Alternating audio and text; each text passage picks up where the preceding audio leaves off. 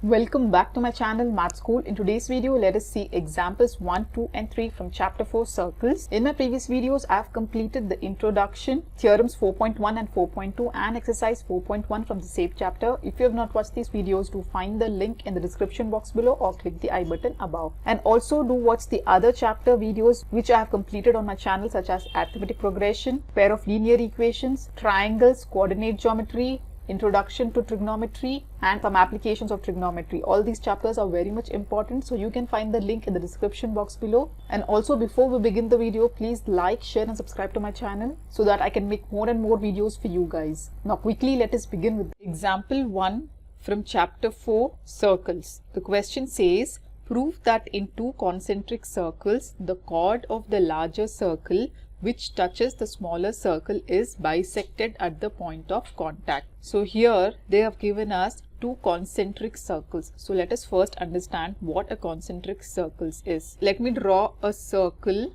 with center as O. Now keeping same center, you draw another circle. So any two circles having the same center are called as concentric circles. Here again I can draw another circle with respect to the same center O. So whenever you have two or more circles with the same center, such circles are called as the concentric circles.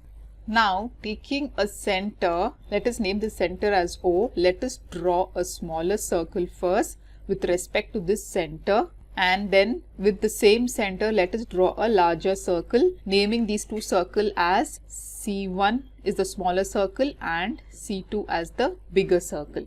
Now let us draw the chord to the larger circle. This chord for the bigger circle touches the smaller circle at point P. So let us again name the chord as AB. So AB is the chord to the bigger circle which touches the smaller circle at point P, and AB forms the tangent to the smaller circle, and point P forms the point of contact between the smaller circle C1 and the tangent AB. So now we have to prove that this chord AB is bisected at point P. So let us write down first what is given here. So they have given us two concentric circles C1 and C2 with center O and a chord AB of larger circle C1. So here let us take larger circle as C1 and smaller circle as C2. Okay. So AB is the chord for larger circle C1 which touches the smaller circle C2 at point P. Now what we have to prove? We have to prove that this chord is bisected, that is AP is equal to BP or PB. Okay, so this is what we have to prove. Now to prove this, let us do a small construction here. So let us join OP, where OP is what? OP is the radius of the smaller circle C2. Right, so when you join OP, OP becomes the radius for smaller circle C2, and since AB is the tangent of the smaller circle, this radius OP will be perpendicular to the tangent AB from theorem 4.1. So therefore we are doing this construction so that we can use here theorem 4.1. So let us write down construction, join O. Okay, now let us begin with the proof. So let us write down in proof. Now since AB is tangent to circle C2 at P and OP is the radius, therefore by theorem 4.1 we can say that OP is perpendicular to the tangent AB, right? So therefore OP is perpendicular to AB by theorem 4.1. So again here you can write the statement for the theorem 4.1, which says the tangent at any point of a circle is perpendicular to the radius through the point of contact. So this is what theorem 4.1 says. Right, now we have proved that OP is the radius which is perpendicular to tangent AB. Now again AB is also the chord for the bigger circle C1, right? And OP is perpendicular to AB. So therefore OP becomes the bisector of the chord AB, as the perpendicular from the center of a circle to a chord bisects the chord into two equal parts. Okay, firstly we wrote that AB is a tangent to the smaller circle C2 and OP is the radius which is perpendicular to the tangent.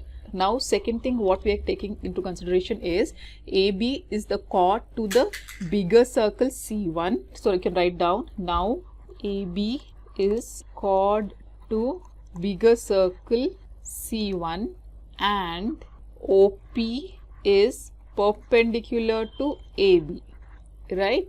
So whenever there is a center of a circle which is perpendicular to the chord AB, then this perpendicular bisects the chord, that is AP will be equal to PB. Okay, so that we have learnt in our previous classes, that is I think in class 9th you have learned that statement. So let us write down, therefore AP is equal to PB, or you can write OP is the bisector of the chord AB as the perpendicular from the center bisects the chord, as the perpendicular from the center bisects the chord AB. So whenever there is a chord AB drawn inside a circle and there is a perpendicular from the center drawn to the chord, then this perpendicular bisects the chord into two equal parts, that is AP is equal to PB. Okay, so this statement you have to remember, which is very important, that is if OP is the bisector of the chord AB, the perpendicular from the center bisects the chord AB. Okay, so therefore AP will be equal to PB. So this is how we prove this example 1. Now let us see the example number 2. Example 2 from chapter 4, circles, which says two tangents TP and TQ are drawn to a circle with center O from an external point T.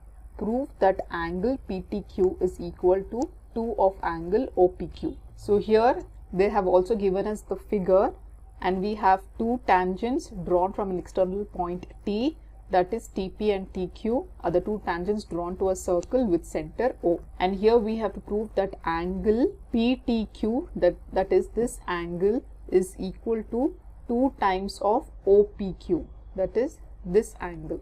So in the textbook they have given you a method that is a slight confusing. So here let me explain you a simpler method. So for that let us first name all the angles here. So let us name angle T as 1, angle P as 2, angle Q as 3 and angle OPQ as number 4. So in this manner it will be easier for us to address the angles here. Okay, so first of all let us write down what they have given in the question. So they have given us a circle with center O, an external point T and two tangents TP and TQ to the circle, where P and Q are the point of contacts on the circle, right? And what we have to prove? We have to prove that angle PTQ is equal to 2 times of angle OPQ. So now let us see the proof. So if you look at the figure, we have an external point T and from this external point T we have two tangents, that is TP and TQ, drawn to the circle, right? So here we can apply the theorem 4.2 that where we learned that length of tangents drawn from an external point to a circle are always equal, right? So here the tangent TP will be equal to TQ by our theorem 4.2. Then if two sides of a triangle are equal, then it becomes an isosceles triangle, right? So what is the property of an isosceles triangle? Angle opposite equal sides are also equal. The sides TP is equal to TQ, then the opposite angles will also be equal, that is angle 2 will be equal to angle 3. So you can write down in triangle TPQ, TP is equal to TQ. So therefore triangle TPQ is an isosceles triangle. So therefore angle 2 will be equal to angle 3 because angle opposite two equal sides are equal, right? Therefore angle 2 is equal to angle 3. You can take this as equation number 1. Okay, so again now if you observe the figure here, we have a tangent TP and OP is what? OP forms the radii of the circle. So whenever there is a radii and a tangent, so if you remember, whenever a tangent and radii comes into picture, then theorem 4.1 can be applied, where a radii is always perpendicular to the tangent drawn from the point of contact, right? So therefore here, since OP is the radius and tangent, we have a tangent TP, then this radii OP is perpendicular to tangent TP. Therefore this whole angle will be a 90-degree angle, right? So now you can write down, now OP is the radii and TP is the tangent. So therefore we can write OP is perpendicular to TP by theorem 4.1, which says tangent at any point of circle is perpendicular to the radii through the point of contact. So therefore this whole angle OPT becomes a 90-degree angle. So write down, therefore angle OPT is equal to a 90-degree angle, or this angle OPT can be split into OPQ plus TPQ, that is angle 2 plus angle 4, right? So you can also write this angle OPT as angle 2 plus angle 4 is equal to 90 degree. So this you can take it as equation number 2. Okay, now this is done. So applying theorem number 4.2 and 4.1, we got two equations, that is equation 1 and 2. Now let us consider this whole triangle TPQ. Write down, in triangle TPQ, let us apply the angle sum property, that is angle 1 plus angle 2 plus angle 3. The sum of all the three angles will be equal to 180 degree, right? So let us write down that angle 1 plus angle 2 plus angle 3 is equal to 180. So this we wrote from angle sum property. So let this be equation number. So basically what we have to prove, we have to prove angle PTQ, which is angle PTQ is what? Angle 1. So we have to basically prove angle 1 is equal to 2 times of angle OPQ. Here angle OPQ is 4. So we have to prove angle 1 is equal to 2 times of angle 4, right? So in this equation 3, we have to remove this angle 3 and angle 2, and we should have only angle 1 on the left hand side and angle 4 on the right hand side. So for that, let us substitute angle 3 as equal to angle 2 from equation 1 first.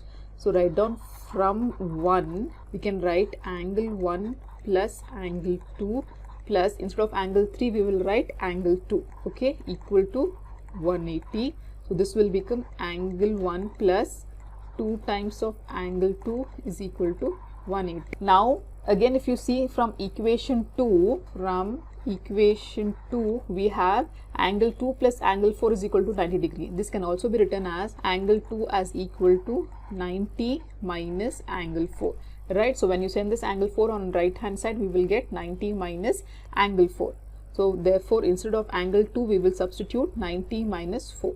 So angle 1 plus 2 can be written as it is 90 minus angle 4 is equal to 180. So here you have to do little substitution. So angle 1 plus 2 into 90 will be 180 minus 2 into angle 4 will be 2 into angle 4 is equal to 180. Now this plus 180 and now this 180 on the left hand side and on the right hand side will get cancelled. So now sending this minus 2 into angle 4 to right hand side, we will get angle 1 as equal to 2 into angle 4. Okay, so this is what we had to prove. So therefore you can write down angle PTQ, that is angle 1, angle PTQ is equal to 2 times of angle 4, which is angle OPQ. Okay, so this is how it becomes simpler if you name the angles, so that you don't end up in any confusion. So the first important step is you have to name down the angles. Then you have to apply both the theorems, that is 4.1 and 4.2. Then you can apply the angle sum property, and using this angle sum property, substitute the equations you obtained from 1 and 2, and then you will get the result. Example 3 from chapter 4 circles, which says PQ is a chord of length 8 cm of a circle of radius 5 cm. The tangents at P and Q intersect at point T. Find the length TP. So here they have given us the figure also. This is again an important question and also a little tricky question. So please understand how to solve this example 3. So here we have a circle with center O and OP is the radius, which is 5 cm. Then we have a chord PQ of length 8 cm. Then we have a tangents from external point T, that is TP and TQ, intersecting at point T. Okay, and they're asking us to find out the length of the tangent TP. So we have to find out this length of this tangent TP. Here, first step in this problem is you have to join OT. So in the figure, if they have joined OT, it is fine. But if they have not done that, please join OT intersecting the chord PQ at R. Okay. So the first thing you should write down in proof is join OT intersecting the chord PQ at R. So when you join OT, OT becomes the angle bisector in the triangle TPQ.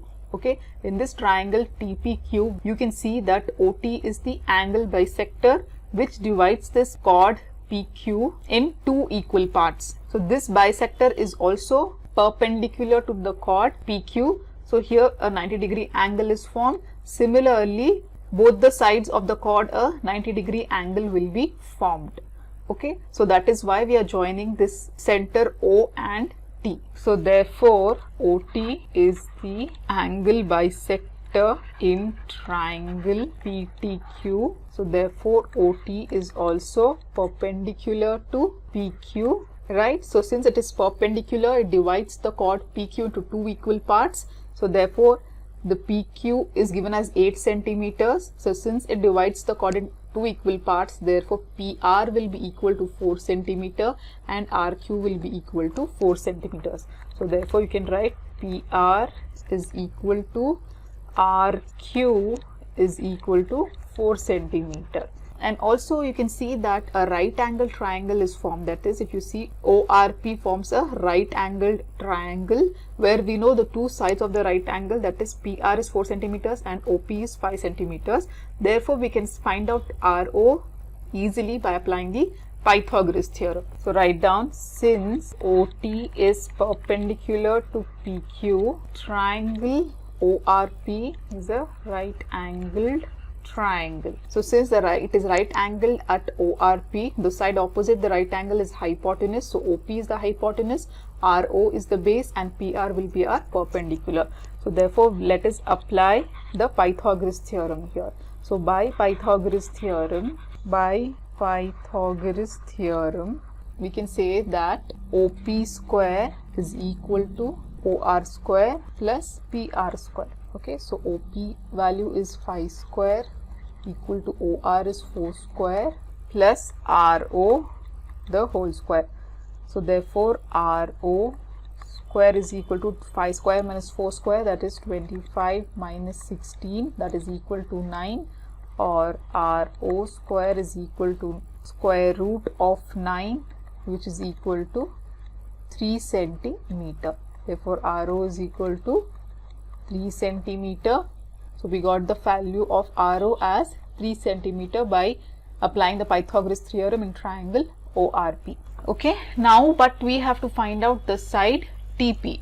Here you can observe that OP is the radii of the circle and TP is a tangent. So whenever we have a radii and a tangent intersecting each other at a point of contact, then this radii is always perpendicular to TP. Again, here a 90-degree angle is formed, right? So therefore you can write down, since OP is the radii and TP is the tangent, then by theorem 4.1 we can say that OP is perpendicular to TP, because the theorem 4.1 says the tangent at any point of contact is perpendicular to the radii through the point of contact. So applying this theorem, that is by theorem 4.1. So since this is a right angle, then we can consider triangle TOP as a right angle triangle, because OPT is equal to 90 degree, right? So therefore angle OPT is equal to 90 degree and triangle OPT is a right angle triangle. So now since we have to find out the side TP, let us consider this right angle triangle OPT and another triangle PRT, which is also right angled at angle PRT. Now since we have to find out the side TP, so therefore we will consider a right angle triangle OPT, and also there is another triangle which is right angle. If you observe here, PRT is also a right angle triangle, right? So we will consider these two triangles and we will find out the side TP. Since we have to find out the side TP, let us assume this side TP as X, and also if you consider as the bisector TO, we know the value of RO, which is equal to 3 centimeter, but we don't know the value of TR. So let us assume this side as Y. This you have to remember that you have to assume TP as equal to X and TR as equal to Y, and then we will apply the Pythagoras theorem in both the triangles and we will find out the X value. So let us write down, let TP is equal to X and TR is equal to Y. So in triangle OPT, let us apply the Pythagoras theorem. So by Pythagoras theorem, we will have in triangle OPT, it is right angled at OPT.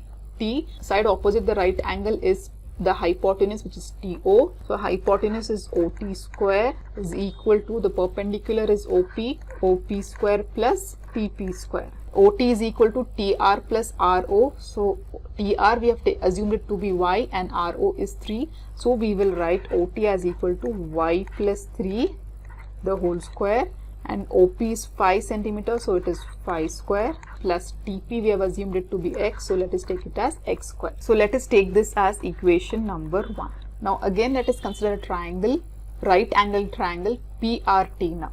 Okay, in triangle PRT, again let us apply the Pythagoras theorem. Now here it is right angle at PRT, so the side opposite this right angle is TP, so it is hypotenuse.